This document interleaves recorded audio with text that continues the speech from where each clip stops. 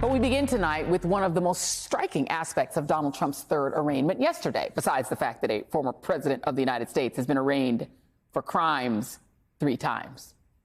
And it is that all of his frenzied Truth Social posts and for all of his Republican speechifying and about political prosecution, the man who showed up in a Washington courtroom on Thursday was basically alone. None of his family came to support him. No Melania, no Ivanka, no Jared, Don Jr., or Eric. And they can't even blame the location because they didn't show up for his Florida or New York arraignments either. And technically, they live or have lived in both places. Besides his lawyers and staff, including Walt Nauta, his valet and Florida co-defendant, Trump had nobody. It's a sharp contrast to the man who stalked the red carpets and celebrity parties of New York decades ago, back in his celebrity real estate developer days in the 80s and 90s. His proximity to fame expanded even further during his run on NBC's The Apprentice and the follow-up hit show, The Celebrity Apprentice.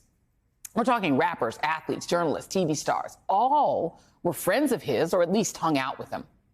Even Bill and Hillary Clinton attended his wedding to Melania in 2005. Trump had an enormous circle of people who wanted to be around him. All of that changed, of course, when he got involved in politics. His reputation took a hit soon after he embraced the racist idea of birtherism, and even more so after he called Mexicans rapists. And, of course, there was the Access Hollywood tape. But even after all of that, he still had high-profile supporters, including military generals and prominent businessmen who clamored to join his administration. Even Mitt Romney begged to get on board. Remember that humiliating dinner they had together? But Donald Trump ultimately drove most of them away, too, thanks in no small part to the attempted coup where his supporters beat up police officers with flagpoles and threatened the lives of elected officials. I have other close friends and business partners like Alan Weisselberg and Michael Cohen would end up in jail because of Trump. And after the election, even his flunkies at Fox were pretty much over him, texting about how much they hate him passionately. Many of his most servile allies had their reputations ruined, like Rudy Giuliani, who was once called America's mayor. He's become a laughingstock because of the bogus election fraud claims he made at Trump's behest, plus his lewd revealed behavior and the whole hair dye running down the face moment. And now, as Trump is facing perhaps the worst moment of his life, many of those people are gone. What was once known as Trump world has turned into a bucket of C-list lawyers and a handful of co-conspirators. The only celebrity who wants to be seen with him is the one who said there are good things about Hitler. Even his embarrassing MAGA cronies in Congress, the Marge Greens and Lauren Boeberts who are championing him, privately, most of them probably can't stand him either. And even as this election interference case highlights how dangerous this man is for American democracy, it also highlights his weakness, including the fact that he can't even get people to show up for him anymore. Despite calling for civil disobedience on his rather sad social platform, at all 3 of his arraignments, there were some MAGA faithful showing their support, but there were even more protesting against him. Nothing like the big crowds he was once able to summon to his rallies and insurrections. Probably because so many of them are in jail. So much for a revolution. These days, Trump is almost completely isolated.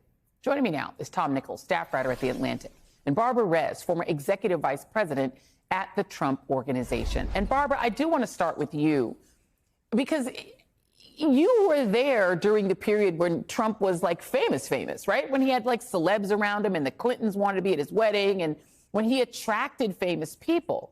How do you think he is reacting to the fact that now the only people who love and adore him are voters he probably wouldn't want near him at Mar-a-Lago and the, sycophants at Fox and in Congress?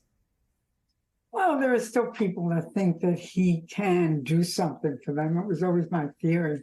Why does he have anything why does anyone have anything to do with him? But he's very rich and he makes promises and he delivers sometimes. So, I mean, and as far as the Republicans, it's disgusting people like McConnell, who condemned him after, January 6th, and now he's around kissing his backside as well. There's other reasons. I mean, all these people are liars. You cannot possibly respect this man. Cannot possibly. No one can.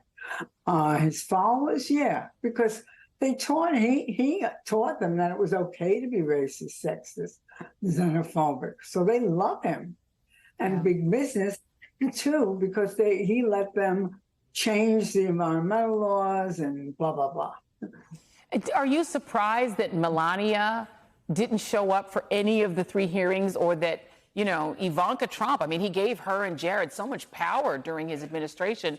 None of the 3 of them have been there for him at his arraignments. Does it surprise you? No. I think that Melania was never part of the presidency, and everyone knows that she kept her child away from D.C. until they renegotiated their agreement. But at this point in time, after what went on, why should she? There's absolutely no reason for her to want to have anything to do with him or to support him unless she's forced to. I mean, he cheated on her and all that other stuff. Ivanka, she wants to get the hell away from him. I mean, she's in this herself pretty deep, and distancing herself is probably the best thing she could do.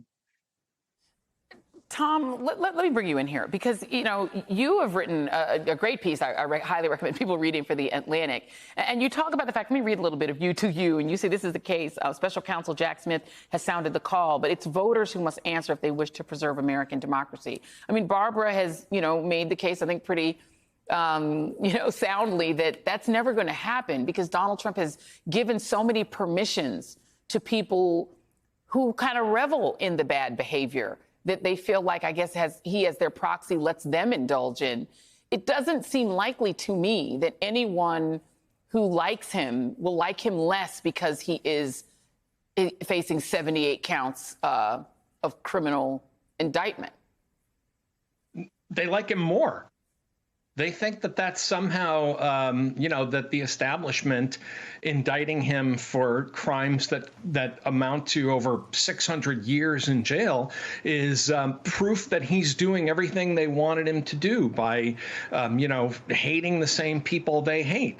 The only hope, I think, is that I've often wondered if there is going to be some kind of hive collapse or something, where there's this kind of spreading disillusionment with him, because the one thing that becomes clear over and over again is that he's not fighting for them, that he doesn't care about any of these people. He's in it for himself. We've all tried to say this to friends and relatives and neighbors and coworkers, and they just don't believe it. But maybe if they see a trial, which I think ought to be televised, they might finally see it. But no, there are going to be millions of people who are going to vote for Donald Trump no matter what he does. And the rest of us, I think, have to, take that very seriously, because there's a fundamental unseriousness with the people who just think it's all, a hoot that he's so offensive and vulgar and that he tried to overthrow the government. But that the rest of us really have to put aside our differences and say, the one thing we have to do is to get through 2024 without Donald Trump getting anywhere near power again. To stay with you for just a moment, because I know that you have some expertise in this area. Robert, one of our senior producers, he made a point earlier today, and I think it's true, that when Republicans try to make Donald Trump sound like he's being persecuted politically, one thinks of Alexei Navalny, who's literally being persecuted politically in Russia and who's facing another 19 years in prison and in apparently one of the worst gulags in Russia, literally for opposing the autocrat leader of Russia. That is actual political persecution. I think of the people who went up against Mobutu Sese Seko in my father's country, in the Congo. That's political persecution. But you talk about unseriousness. I can't think of anything more unserious than comparing Donald Trump to someone like that. Yeah, Donald Trump, gets arraigned, and he's treated, politely and gently, and then he gets back on the jet with his big name on the side, and he goes and he gives a press conference and talks about how miserable all of this is. Where Navalny, is basically surviving multiple attempts to kill him. The Russians, by the way, the Russian regime is having a big laugh out of this because they're talking about Trump as if, the Russians are lamenting how much Donald Trump is being persecuted by the American government because they're expert trolls at this stuff. They're putting Navalny in prison. They're trying to put Navalny in prison for the rest of his life or kill him, one of the two. And instead, they're kind of winking at the camera and saying, but isn't it terrible what's happening to Donald Trump? I mean, it's really a horrifying thing. And I think more Americans ought to appreciate that.